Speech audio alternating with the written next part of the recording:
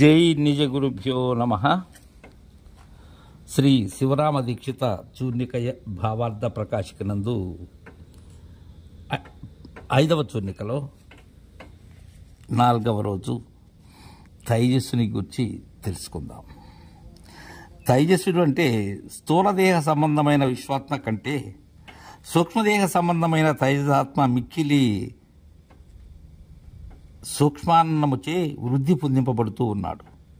ఈ తైజస్సుడు అనేటువంటి పురుషుడు స్వప్నావస్థలో కంఠస్థానంలో ఉండి ప్రకాశిస్తూ ఉన్నాడు. స్వప్నావస్థ యందు అలాంటి వాడవైనటువంటి నీవు తైజస్సుడు అనే పేరు గల వాడవచ్చున్నావు. స్వప్నావస్థ యందు ఈ జీవుడు బుద్ధి కంటే వేరుగా నుండి స్వయంగా ప్రకాశిస్తూ ఉన్నాడు. అప్పుడు బుద్ధి నేను కర్తను, నేను భోక్తను అని అభిమానించి అనేక చేష్టలు సలుపుతూ ఉంటుంది. ఈ జీవుడు అట్టి ఏ ఉపాధిగా కలవాడైనా తాను దానికన్నను వేరైనందువల్ల బుద్ధి యొక్క వ్యాపారములన్నింటినీ కూడా తాను సాక్షి అయి చూస్తూ ఉన్నాడు ఈ తైజస్సుడు. అందువలనే అనేక సంస్కారములచే ఏర్పడిన బుద్ధి యొక్క వృత్తులు, కర్మలు ఇవన్నీ కూడా ఈ పరమాత్మ అంటటం లేదు. ఈ పరమాత్మ ఏ ఇంద్రియములతోటి సంబంధము లేనివాడు. అందుచే జీవుని యొక్క ఉపాధిచే చేయబడిన కర్మలు కొంచెము కూడా స్పృశించవు. విచారించినట్లయితే జీవుడు ఎవరో కాదు, పరమాత్మయే. బుద్ధ్యుపాధిచే స్వప్నావస్థలోని జీవుడు తైజస్సుడు అని చెప్పబడుతూ ఉన్నాడు. చిత్ స్వరూపుడైనటువంటి ఈ జీవుడు ఈ సూక్ష్మ శరీరము తత్సంబంధ సకల వ్యాపారములకు వడ్లవానికి బాడిస మొదలగు ఆయుధ సామాగ్రిచే తనకు సంబంధించిన సమస్త కార్యములు ఎట్లు చేస్తూ ఉన్నాడో అలాగా జీవుడు ఈ సూక్ష్మ శరీరంలో ప్రవేశించి నానావిధ స్వప్న వ్యవహారాలు చేస్తూ ఉన్నాడు. అయినప్పటికీ కూడా ఆ వడ్లవాడు అంటే ఆ కమ్మరివాడు తన ఆయుధ సామాగ్రి కంటే విలక్షణుడై ఉన్నట్లుగా ఈ జీవాత్మ కూడా ఈ సూక్ష్మ శరీరము కన్నా విభిన్నమై ఉంటూ ఉంది. అందుచే ఈ ఆత్మ అసంగమై ఉన్నది. ఇక్కడ ద్వితీయ స్వప్న అంటే రెండవది స్వప్నం. ద్వితీయ సైజవ స్మృత అంటే స్వప్నానికి తైజస్సుడు. హ్యంత ప్రజ్ఞస్తు తైజ అంటే అంత ప్రజ్ఞ గలవాడు తైజస్సుడు. మనస్యంతస్తు తైజస అంటే తైజస్సుడు మనస్సులో ఉంటాడు. తైజస విక్త బుక్ తైజస్సుడు సూక్ష్మ ప్రపంచాన్ని అనుభవిస్తూ ఉంటాడు. ఇంకా ఆ తైజస్సుని ఈ సూక్ష్మ ప్రపంచమే తృప్తి చేస్తూ ఉన్నది. స్వప్నావస్థలో మనోమయ సూక్ష్మ విషయాలను ఉపభోగించటం వల్ల సూక్ష్మ బుక్ అన్నారు. వెష్టి సూక్ష్మాభిమానముచే తైజస్సుడవుతూ ఉన్నాడు. ఇక్కడ అంతఃకరణం అంటే లోపలి సాధన, అంతరింద్రియము అని చెప్పబడుతూ ఉన్నది. దీనినే అంతఃకరణ చతుష్టయమని అంటారు. అందులో నేననే అహంకారమే సకల జ్ఞానములకు మూలము కనుక దానిని అంతఃకరణ ముఖ్య వ్యాపారముగా చెప్తారు. అంతఃకరణం వస్తుతః జడమైనప్పటికీ కూడా చిత్ ప్రతిబింబముచే జీవుడై శరీరమందు తత్సంబంధము గల ఇంద్రియములందు నేను నాది అనే అహంకారముతో కూడుకుని ఉన్నది ఈ అంతఃకరణం. అందుచేతనే జీవుడు దానికి బద్ధుడగుచూ ఉన్నాడు. స్వప్నావస్థలో రథాదులను పుట్టించినట్టు స్వప్న ద్రష్ట యందు శక్తి ఏది ఉన్నదో ఆ శక్తి ఆ విద్య కన్నా భిన్నం కాదు. ఆ శక్తియే శాస్త్రవేత్తలచే అవిద్య అనబడియే. ఇట్టి శక్తి చేతనే ఈ జీవాత్మ జగత్ ప్రపంచమును స్వప్నమునందు తీసుకుని వస్తూ ఉన్నాడు. అథవా బయటకు పోయి జాగ్రత్తాదులు దర్శిస్తూ ఉన్నాడు. స్వప్నావస్థ యందు అంగుష్ట పరిమాణ హృదయాకాశమందు జడ చైతన్య రూప సకల జగత్తును అవిద్య లేక ఎవడు స్థాపన చేస్తాడు? స్వప్నావస్థ యందు స్వప్న ద్రష్ట తన హృదయ దేశమున స్త్రీ పుత్ర రథాది చేతనాచేతన పదార్థములన్నింటిని చూస్తూ ఉన్నదో ఆ సమస్త పదార్థములను ద్రష్ట పురుషుని మాయా శక్తిచే శరీరం లోపలనే పుడుతూ ఉన్నాయి. మన స్వప్నంలో దర్శించేటివన్నీ కూడా ఈ స్వప్నద్రష్ట అయినటువంటి తైజస్సునికి 4 పాదాలు ఉన్నాయి. మనం విష్ణుడికి చెప్పినట్లుగానే ఈ తీవ్ర మధ్య మంద తురియ. తీవ్రం అంటే ఏ స్వరూపం సత్యమంత్రాదుల ధారణ చేస్తూ ఉన్నదో అది తైజస్సునికి తీవ్ర అనేటువంటి ప్రథమ పాదం. ఇక రెండోది మధ్యపాదం. ఎలా అంటే ఏది స్వప్నమును స్వరూపముచే ఎరుగుతూ ఉన్నదో అది తైజస్సునికి మధ్యమ అయినటువంటి రెండవ పాదం. ఇక మంద పాదము ఏదంటే ఏది స్వప్నమునందో మోహముచే మూఢభావమును పొందుతూ ఉన్నదో అది తైజస్సునికి మంద అనేటువంటి మూడవ పాదం. ఇక తురియ పాదము ఎలా అంటే నిర్విశేష తురియ రూపము తైజస్సుని యొక్క చతుర్థ పాదం. ఇక మూడవది ప్రాజ్ఞుడు. ఈ జీవుడు ఎలా ప్రాజ్ఞుడు? ప్రాజ్ఞుడు అంటే తస్య ప్రాచీదిక్ ప్రాజ్ఞ ప్రాణ దక్షిణ దిగ్దక్షిణే ప్రాణ ప్రతీచీదిక్ ప్రత్యంచ. ఈ హృదయభూతమైన తైజసాత్మ సూక్ష్మముకు ప్రాణముచే ధరింపబడిన వాడై ఆ ప్రాణమే ప్రాజ్ఞుడవుతూ ఉన్నాడు. ఈ పూర్వము చెప్పిన ప్రకారం క్రమముగా విశ్వాత్మ వలన తైజసాత్మను, తైజసాత్మ వలన అజ్ఞాతమగు ప్రత్యేగాత్మ స్వరూపమైన ప్రాజ్ఞాత్మ అవుతూ ఉన్నది. ఈ ప్రాజ్ఞాత్మకు ప్రాగ్దిక్కును పొందిన ప్రాణములు, దక్షిణ దిక్కును పొందిన ప్రాణములు, దక్షిణ దిక్కు పశ్చిమ దిక్కును పొందిన ప్రాణములు, పశ్చిమ దిక్కు ఉత్తర దిక్కును పొందిన ప్రాణములు ఉత్తర దిక్కు, ఊర్ధ్వ దిక్కును పొందిన ప్రాణములు ఊర్ధ్వ దిక్కు, అధో దిక్కును పొందిన ప్రాణములు అధో దిక్కు. ఇట్లు సమస్త ప్రాణములు సమస్త దిక్కులు అవుతూ ఉన్నాయి. సుషుప్తి ఆత్మస్థానమును పొందినదై సర్వము తానే అవుతూ ఏ స్వప్నమును ఏ కోరికను చూడక ఉంటుంది. ఇక్కడ ఇదే ఆత్మకు సర్వస్వరూపమైనటువంటి రూపం. ఇదే మోక్షం.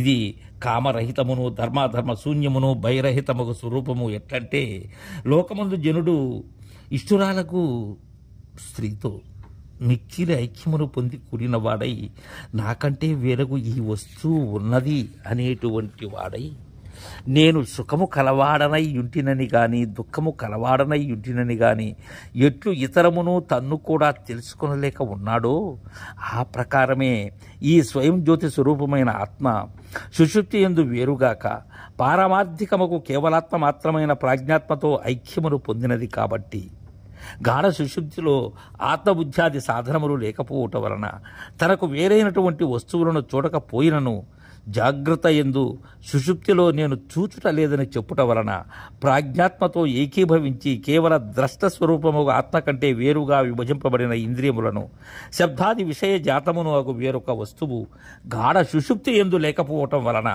స్వయం ప్రకాశమైనటువంటి ఆత్మ కేవల ద్రష్టయకు తానై నిలచి దేనిని చూడకపోయినను చూచుతున్నదే అవుతూ ఉన్నది. ఈ విధంగా బాహ్యాంతరములు రెండూ కూడా తెలియనిదై ఏమీ లేక ఒకటిగా ఉన్నది. సుషుప్తి యందు బాహ్యములైనటువంటి విషయములను చూచుటకు సాధనములైన అంతఃకరణమును ఇంద్రియాలు విషయములు లేకపోవటం వలన ఆత్మవాసన చూచటం లేదు, రుచి చూడటం లేదు, పలకటము లేదు, వినటము లేదు, తలవటము లేదు, తాకటము లేదు, తెలుసుకొనటము లేదు. ప్రాజ్ఞేనాత్మా నాన్వారూఢ ఉచ్చజ్జన్యాతి యత్రైత దూర్ధ్వోచ్వాపీ భవతి. ఈ దేహం ఊర్ధశ్వాసము కలదయుండినప్పుడు ఈ లింగాత్మ అంటే జీవుడు ప్రాజ్ఞాత్మచే అధిష్ఠింపబడినదై ధ్వని చేయుచు వేరొక దేహమును పొందుతూ ఉన్నది. ఈ దేహం ముసలితనము చేత జ్వరాది మొదలైన రోగముల చేత కానీ కృషించినప్పుడు ఊర్ధశ్వాస కలదిగా అవుతూ ఉన్నది. అటు శరీరం ఊర్ధశ్వాసము కలదై మరణం పొందేటప్పుడు ఈ భోక్త అయినటువంటి జీవుడు వాక్కు మొదలైన ఇంద్రియములన్నీ లోకమునందు ప్రయాణమై వెళ్ళుట ఇచ్చయించినటువంటి రాజును గ్రామాధికారులు మొదలైన వారు ఎదురుగా వచ్చి పొందినట్లు పొందుతూ ఉన్నది. ఈ పురుషుడు మరణకాలమునందు వాగేంద్రియములు కానీ వాని అధిష్ట దేవతలైనటువంటి అగ్ని మొదలైన వారిని పొందిన తోడనే విముఖుడై అంతటను పొందినవాడు స్వప్నకాలమునందువలనే చక్షురాదింద్రియముల యొక్క తేజాంశమును పొంది రూపము తెలియని వాడగుతూ ఉన్నాడు. తృతాయ సుప్తి రూపాన్యా అంటే మూడవది సుషుప్తి అని, తృతీయ ప్రాజ్ఞ సుషుప్తికి ప్రాజ్ఞుడని, ఘనప్రజ్ఞస్తథా ప్రాజ్ఞ ప్రాజ్ఞుడు ఘనప్రజ్ఞ కలవాడని, ఆకాశేశ హృది ప్రాజ్ఞ ప్రాజ్ఞుడు హృదయాకాశమందు ఉన్నవాడని, ఆనంద ముక్తదా ప్రాజ్ఞ ప్రాజ్ఞుడు ఆనందము అనుభవించేటువంటి వాడని, ఆనందచ్చ తదా ప్రాజ్ఞం అట్టి ఆనందము ప్రాజ్ఞుని తృప్తి చేయుచున్నదని, సుషుప్తి యందు ఆత్మ కంటే అన్యములైనటువంటి దేహేంద్రయాది వస్తువులను కల్పించడే అవిద్య నశించినట్లయితే ఆత్మ స్వయం జ్యోతి స్వభావాన్ని స్వకీయమునగు ప్రాజ్ఞాత్మతో కూడుకున్నదై ఉదకమునందు చేరి ఒకటి అయినట్లు రెండవది కానిదే అయి చూడదగిన వేరు వస్తువు లేని ద్రష్ట స్వరూపం అవుతూ ఉన్నది. ఇదే పరబ్రహ్మ మాత్రమైనటువంటి లోకం. ఇదే జీవాత్మకు పొందదగిన శ్రేష్ఠ స్థానం.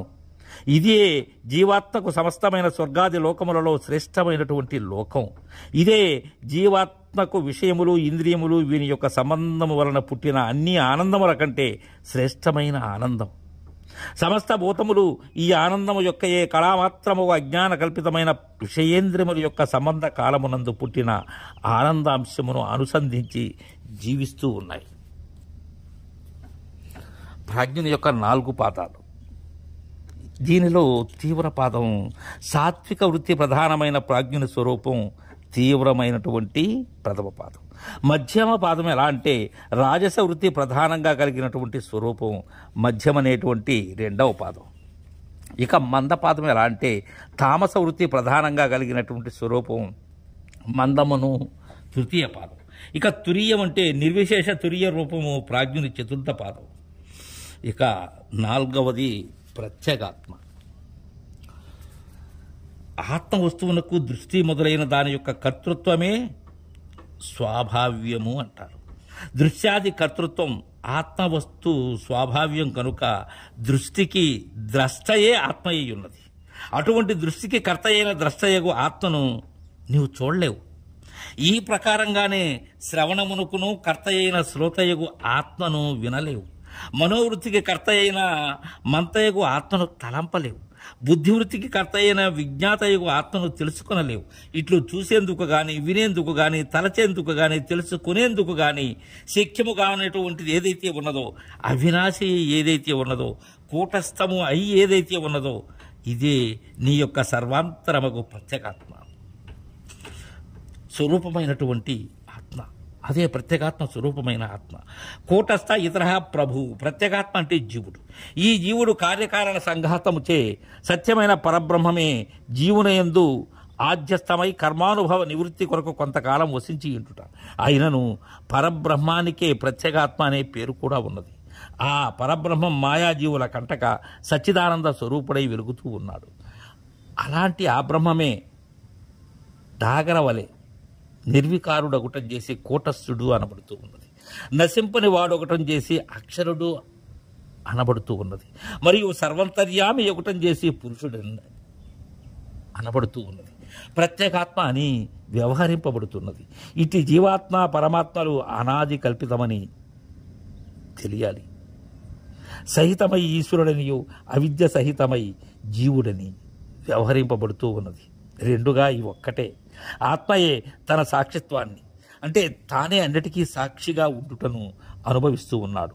అందువలననే లోపల ఉన్న ఆత్మ అంటే అంతరాత్మ ఇది జీవుడు.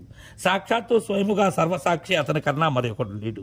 ఇందు అద్వయుడని విషయము కూడా సిద్ధిస్తూ ఉన్నది. ఇక స్వయమేవానుభూతిత్వాత్ విద్యతే నానుభావ్యత జ్ఞాతృజ్ఞానాంతరాభావాదజ్ఞేయో సత్వసత్తయ. తాను సర్వాన్ని అనుభవించు వాడగటం వల్ల అనుభాష్యత్వము అంటే మరి ఒక దానిచే అనుభవింపబడుట ఆత్మకు లేదు. జ్ఞాతృజ్ఞానములకు భేదము లేకుండాచే మాయచే అంటే అహంకారాదులచే ఆత్మ తెలియతగినది కాదు అని విద్యారణ్య స్వాముల వారు తెలియజేసి ఉన్నారు. అంటే ఆత్మ దృశ్యము అహంకారాదులు అవి దృక్కు కావు కనుక ఆత్మయే సర్వసాక్షి. తర్వాయి భాగాన్ని రేపు ముచ్చట